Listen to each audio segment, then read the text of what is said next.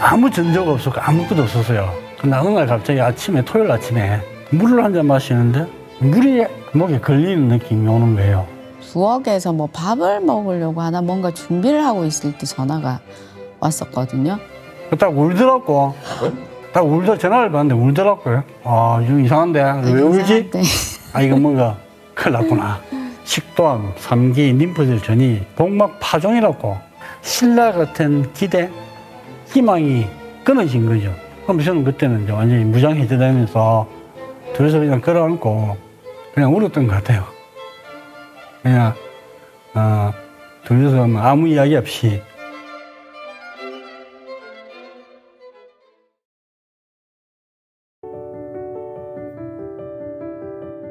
네, 저는 김진열. 저는 강정옥이고요. 제가 이제 조선소에다가 물건을 납품하는 1차 협력업체 쪽에 다녔었는데, 그 당시 이제 90년대 초가 한국의 그 조선소가 됐던 조선 관련 기업들이 가장 그 초기 비상을 할 때 그런 시기였어요. 그리고 나름 이제 직장에서 이제 인정받는 생활을 하다 보니까 또 이 남자들이 또 참 인정받는다는 게 이게 무엇하고도 바꿀 수 없는, 거기에다가 꼭 나의 노력에 의해서 발전하는 것 같고, 그 두 개가 맞물리니까 그냥 모든 게 이제 올인이었죠, 회사에.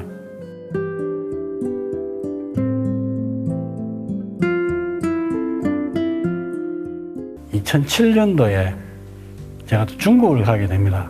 4년 정도 이제 생각하고 갔는데 거기 한 12년을 있게 되거든요.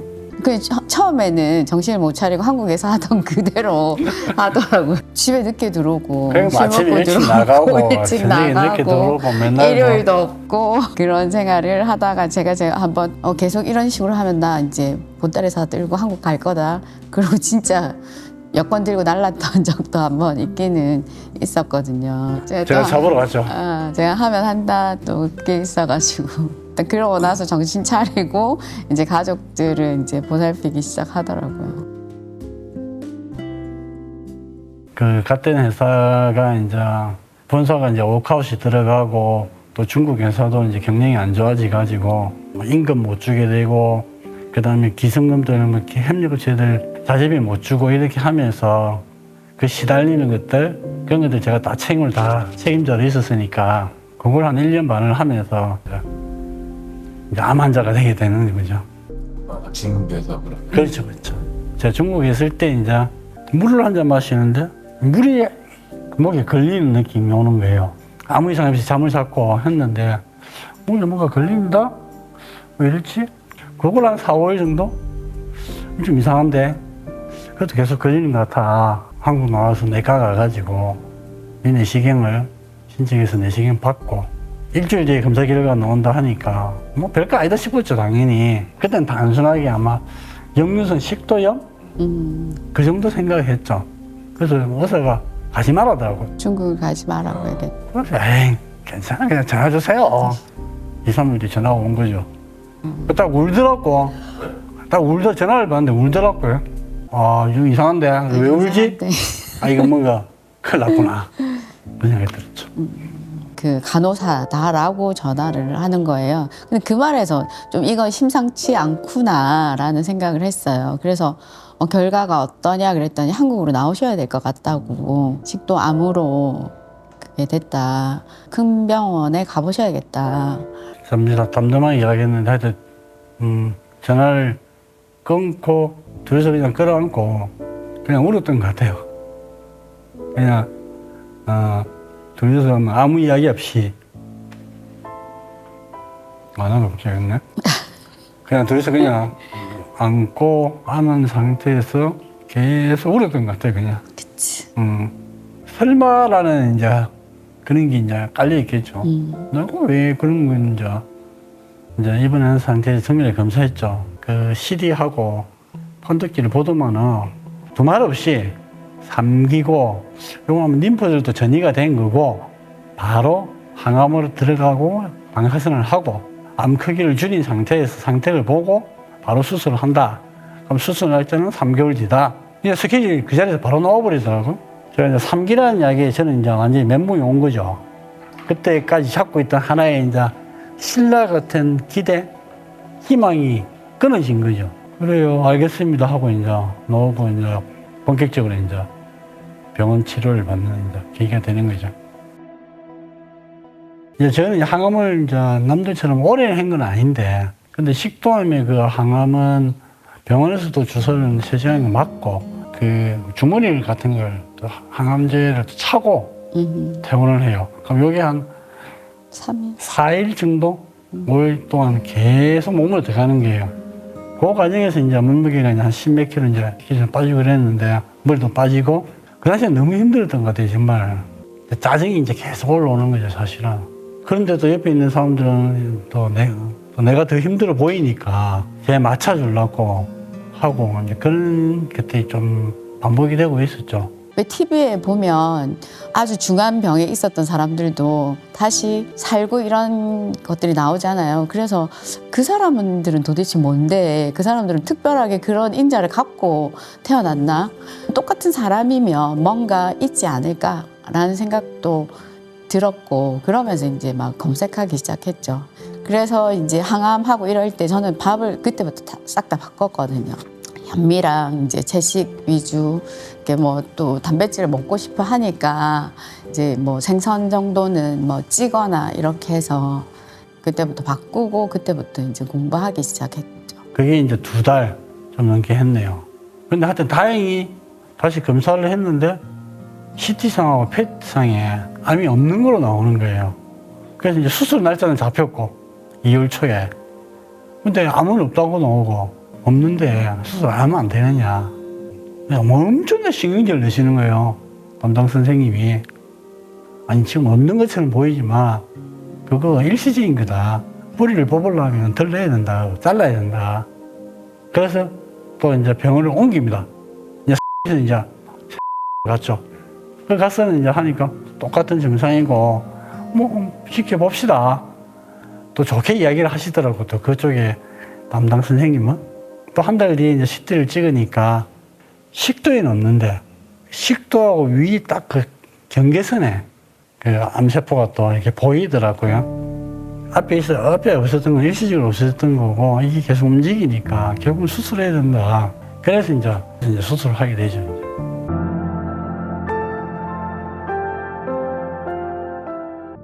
지금은 그 수술인데 이후로는 괜찮으신 거예요? 아니죠, 이제. 그때부터 이제 난리가 나죠, 또 이제. 그때부터 난리가 나죠. 더 큰 네. 난리가 나죠. 이야기를 하자면 이제 제가 3월달에 수술을 했거든요.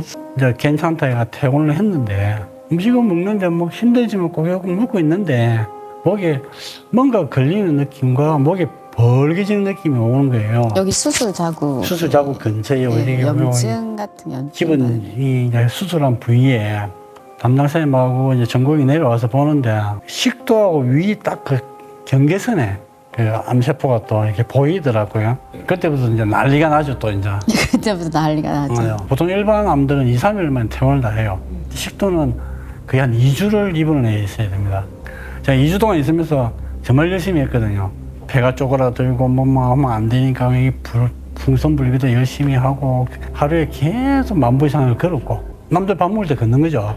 퇴원하기 전에 배에 이제 뭔가 좀 배가 좀 불러오더라고요. 먹은 게 없는데 왜 배가 부르지?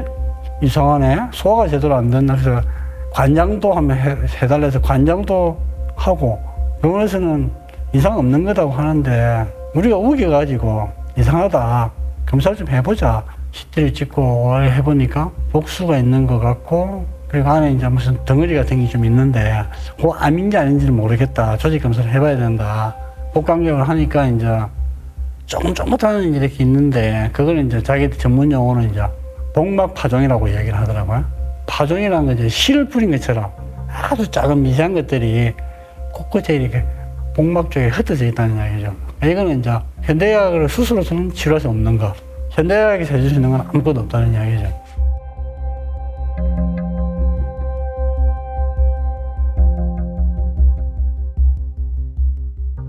병원에서 다른 건 할 건 없고, 임상 항암을 하는 게 어떻게 했느냐. 항암제가 들을 확률이 얼마 정도 되느냐 하니까, 그걸 해도 가능성이 10%도 안 된다 얘기죠. 그거 만약에 해가지고 안 되면 현대의학에서 해줄 수 있는 건 아무것도 없다는 이야기죠. 둘이서 이제 생각하고 저도 생각하고 하면서 이제는 더 이상 병원 치료는 이제 그거는 이제 안 해야 되겠다. 복막 파종을 또 쳐보 인터넷 검색을 또 열심히 해보니까 이 답이 없어요. 근데 계속 검색을 하고 찾아 들어가다 보니까 대체의학이고 뭐 그런 것도 아닙니까? 자연치유 요즘 저는 이제 아까도 얘기했듯이 이제 자연 치유를 계속 이 사람 수술도 하지 말았다니까요. 지속적으로 해야 된다라고. 그러니까 저는 그게 살 길이라고 생각했어요. 그 말이 맞다. 왜냐하면 우리 안에 있는 그것이 우리를 치유하게 만드는 거고, 병원 치료는 보조적으로 우리가 급할 때 받는 거다라고 생각을 하고요. 본인이니까 계속 불안한 그 변수가 있잖아요. 그러니까 그걸 선택해서 가는 사람들 중에도 돌아가시는 분들도 많으니까 되게 그때까지도 계속 반신반의하고 있었어요. 저는 제가 현대의학에 계속 미련을 가지고 더 있었죠. 많이 가지고 있었고. 내가 이제 어차피 병원 치료는 이제 안 되니까 저기 가서 다른 새로운 길을 한번 찾아봐야 되겠다. 재자발적으로 이제는 하게 되는 거죠. 완전 자발은 아니었죠. 그래서 옆에서 계속 응? 저는 좋죠. 제가 생각했던 그대로가 다 있으니까 일단 거기는 이제 무염으로 식단을 또 있고 공부를 해야 방향성을 어떻게 할 건지 그런 청사진을 가지고 있을 거고, 그래서 그 주도권이 이 사람한테 있어야 이걸 지병을 하는데 확실한 그게 된다고 저는 생각했거든요. 어떤 면에서는 또 힘들었어요. 하루에 뭐 한 4-5시간을 교육을 하니까 병원이 또 병원 치료도 받아야 되니까 그거 받고 나면 하루가 그냥 가는 거예요. 또 그 중간중간 아침 먹고 점심 먹고 저녁 먹고 또 걸어야 되니까 조금이라도 안 걸으면 소화가 안 되는 걸 제가 느끼니까 거기서는 그냥 정신없이 보낸 한 달이죠. 그 교육을 하루 4시간씩 받으셨다고 했잖아요. 그럼 환자한테 왜 교육을 시키지? 이런 생각 안 해보셨어요? 당연히 했죠. 나이 때는 이제 심신통합이라고 돼 있었거든요. 마음과 몸이지 않습니까? 그러니까 마음에 대해서는 이해를 했어요. 이론적으로 암이 어떻게 생기는 거 이야기를 하니까, 강의를 하니까 그것까지는 공감이 됐고, 근데 왜 몸을 움직이게 하느냐? 아픈 사람도 앉혀놓고 진짜 몸을 비틀고 온갖 걸 하니까. 환자 입장에서는 필요한 교육이라고 생각이 드세요, 지금? 지금은 완전히 동감을 하고 공감을 하죠.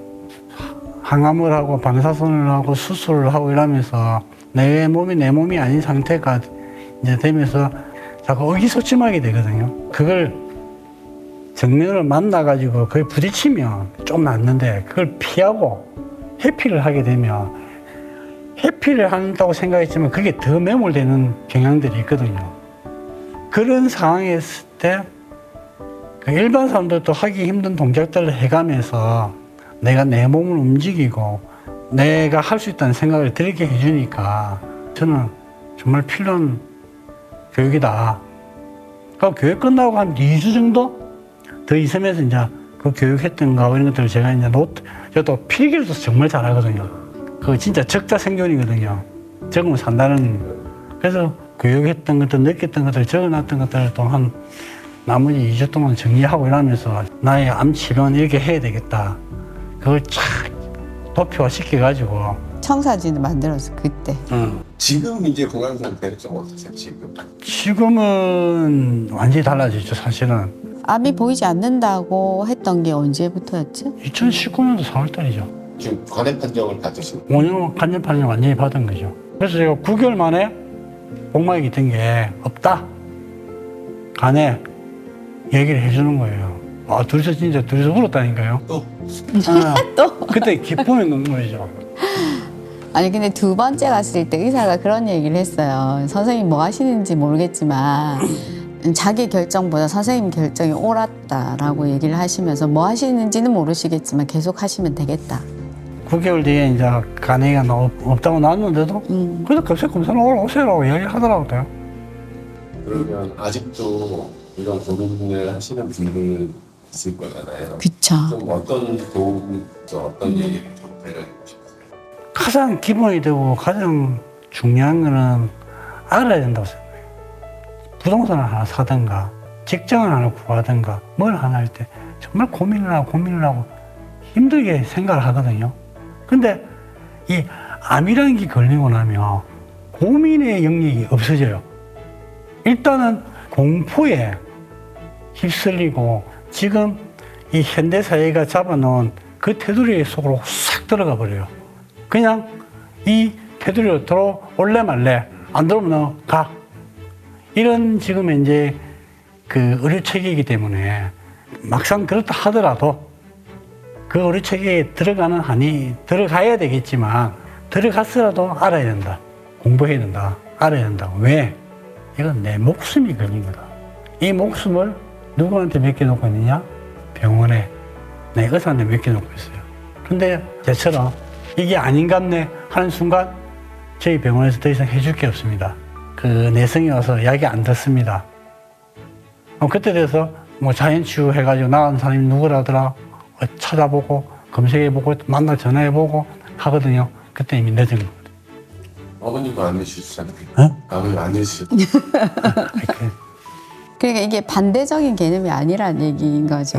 그 병원 치료를 받더라도 알아야 된다. 같이 알면서. 근데 공부를 하면 암이 죽을 병이 아니다라는 그게 확신이 와요. 그래서 공부를 해야 된다라고 얘기를 하는 것 같아요. 그래서 공부를 하면 사람들이 좀 거부감을 느끼고 힘들어해요. 힘들어요.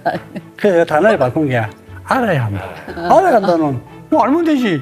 알기 위해서 뭐 해야 되냐? 하면 공부해야 돼.